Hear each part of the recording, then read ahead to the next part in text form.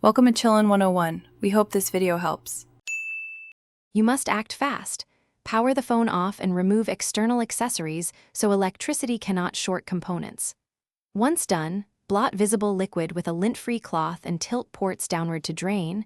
Do not shake or run air hard into crevices because that forces moisture deeper. If the battery is removable, take it out now.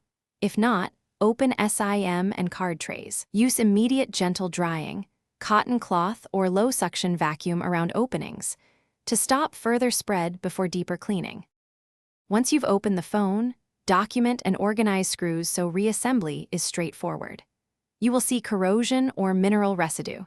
Use 90% plus isopropyl alcohol on a swab and a soft toothbrush to dissolve salts and lift deposits, because alcohol displaces water and evaporates quickly.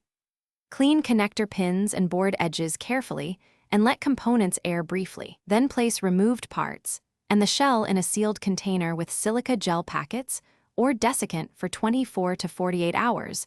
When dry, reassemble the phone carefully, making sure connectors seat fully and screws return to their original locations.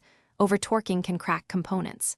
Power on and test major functions: screen, audio, mic, charging, Wi-Fi, and cellular. If it powers on but behaves oddly, back up your data immediately. If it won't power or symptoms persist, try a known good battery or charger.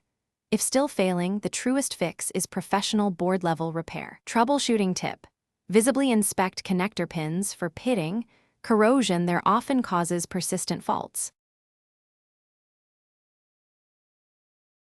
Thanks for watching. Consider subscribing if we helped you.